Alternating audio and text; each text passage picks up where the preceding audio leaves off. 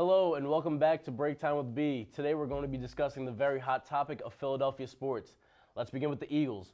Struck with injuries, quarterback controversy, and Andy Reid on the hot seat. Unfortunately, the Eagles fell to a 4-12 season.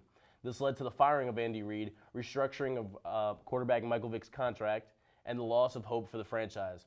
However, the Eagles look to bounce back and do a 180 from last season. Bring in new head coach Chip Kelly, releasing cornerback Nnamdi Asomugha to free up some cap space, and the 4th overall pick in the draft, the Eagles have high hopes for a comeback season. As you all know, spring is in the air, so what does that mean? Baseball season.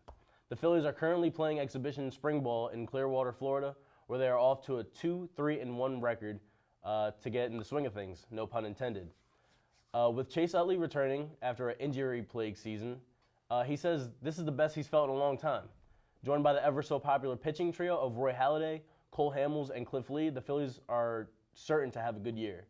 And last but not least, arguably Philadelphia's favorite team, the Philadelphia Flyers. Now, I'm no expert on hockey or the Flyers, so I brought in a good friend of mine, Justin Mariner, to tell us about those Broad Street Bullies. Welcome, Justin. How's it going, Brandon? Doing all right. How you been? I'm good. How you doing? Doing all right. Same old, you know. So, what do you make of the Flyers' start this year? Well, their start this year, it's been iffy. I mean, I'm not really sure what to make of it. It's just not good hockey. Understandable. So I heard that they were in a lockout earlier this season. So what can you tell us and the viewers back home about that and how it's affecting their play?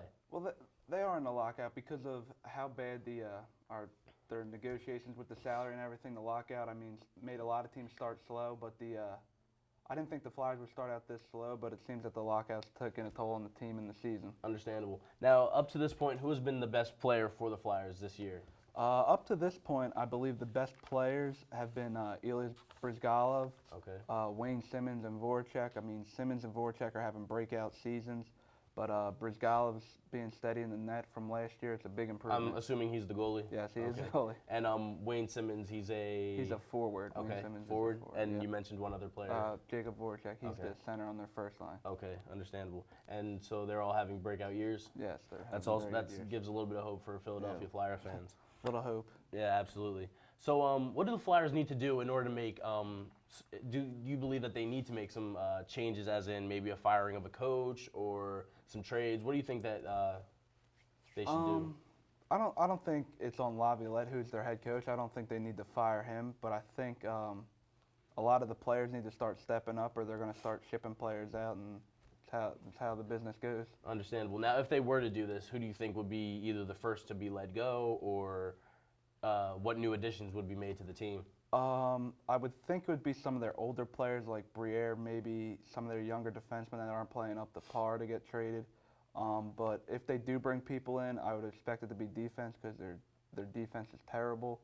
So I would look for either a Keith Yandel or a Jay Bouwmeester to bolster the defense. And what two teams do they currently play for? Keith Yandel is currently on the Coyotes in his last year of his contract, and Jay Bouwmeester is on the Flames in the last year of his contract. So they are doable players for Philadelphia. Seems to work out for Philadelphia, absolutely. Yep. Now, it says here that they just went against the Devils twice. Can you tell us a little bit more about how that went?